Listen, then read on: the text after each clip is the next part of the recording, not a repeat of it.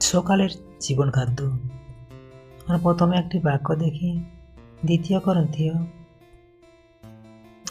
করন্থীয় 4 অধ্যায় 8 পদ।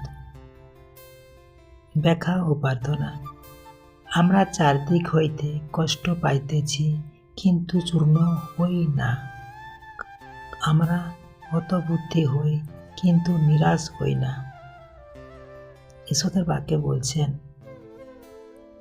প্রেরিত লিখিত এই পত্রটি লিখেছেন প্রেরিত। এখানে তিনি খ্রিস্টান জীবনের বাস্তব সংগ্রাম ও ঈশ্বরের শক্তির কথা তুলে ধরেছেন। চারিদিক হইতে কষ্ট পাইতেছি। বিশ্বাসীর জীবনে দুঃখ, নির্যাতন, আর্থিক চাপ, শারীরিক কষ্ট আসতে পারে।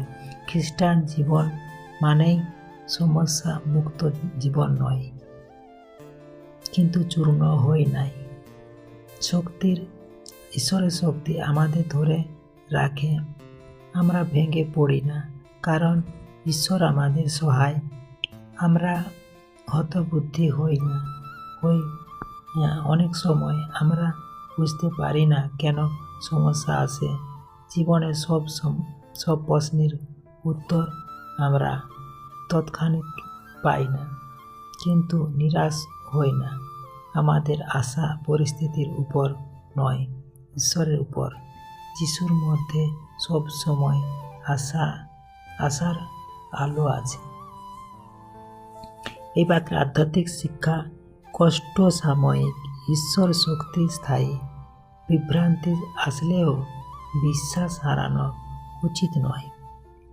আশাহীনতা খ্রিস্টান জীবনের অংশ নয়।